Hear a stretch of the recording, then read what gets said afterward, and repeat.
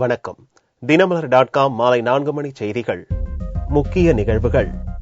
ராஜ்யசபா தேர்தலில் அதிமுக, திமுக, மார்க்சிஸ்ட் கட்சிகளைச் சேர்ந்த 6 வேட்பாளர்களின் மனு ஏற்பு. 6 பேரும் போட்டியின்றி தேர்வு செய்யப்படுவது உறுதி.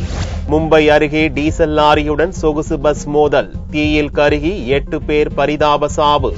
அழகிரிக்கு எதிராக உருவ பொம்மை எரிப்பு. அமைதியாக இருக்க ஆதரவாளர்களுக்கு ஸ்டாலின் கண்டிப்பு. விரிவான செய்திகள்.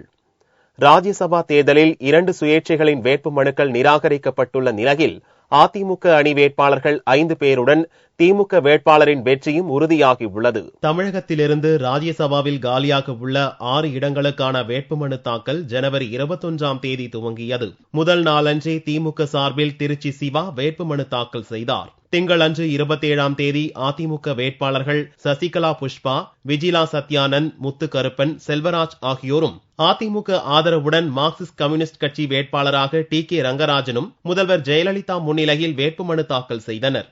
ஜனவரி 28ஆம் தேதியான செவ்வாயன்று மாலை 3 மணியுடன் வேட்புமனு தாக்கல் முடிவடைந்தது.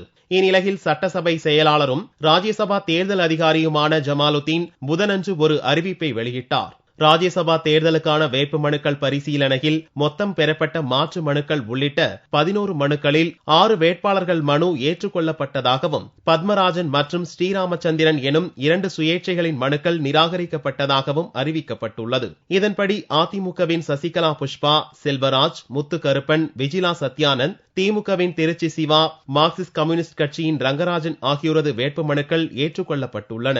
இந்த 6 பேரும் ராஜ்யசபா எம்பிக்களாக போட்டியின்றி தேர்வு செய்யப்படுவது உறுதியாகியுள்ளது. இதற்கான அறிவிப்பு 31ஆம் தேதி முறைப்படி வெளியிடப்பட உள்ளது. மும்பை அருகே டீசல் லாரியுடன் சொகுசு பேருந்து மோதியது.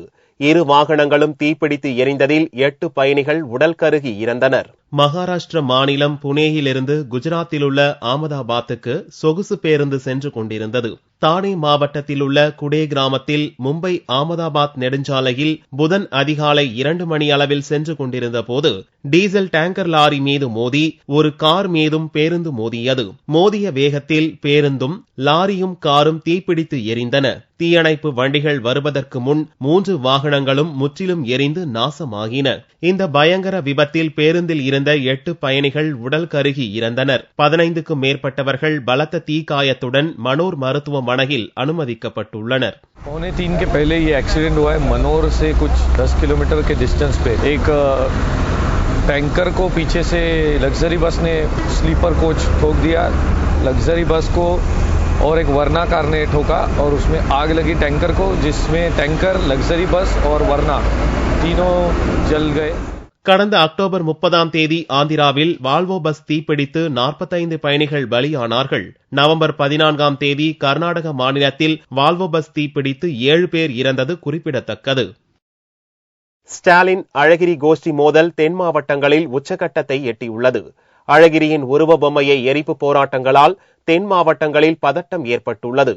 அமைதியாக இருக்க ஸ்டாலின் வேண்டுகோள் விடுத்துள்ளார். திமுக தலைவர் கருணாநிதியின் மகனும் கட்சியின் தென்மண்டல அமைப்பு செயலாளருமான அழகிரி கட்சியிலிருந்து நீக்கப்பட்டார். இந்நிலையில் ஸ்டாலின் குறித்து விரும்பத்தகாத வெறுக்கத்தக்க கருத்துக்களை அழகிரி கூறியதாகவும், ஸ்டாலின் 3 மாதங்களில் இறந்து விடுவார் என்று அழகிரி கூறியதாகவும் திமுக தலைவர் கருணாநிதி திடுக்கிடும் தகவல்களை வெளியிட்டார். இதனால் ஆத்திரமடைந்த ஸ்டாலின் ஆதரவாளர்கள் தென் மாவட்டங்களில் அழகிரியின் உருவ பொம்மையை எரித்து ஆர்ப்பாட்டம் நடத்தினர். மதுரை கூடல் நகரில் ஸ்டாலின் ஆதரவாளர்கள் நடத்திய ஆர்ப்பாட்டத்தால் அப்பகுதியில் பரபரப்பு நிலவியது.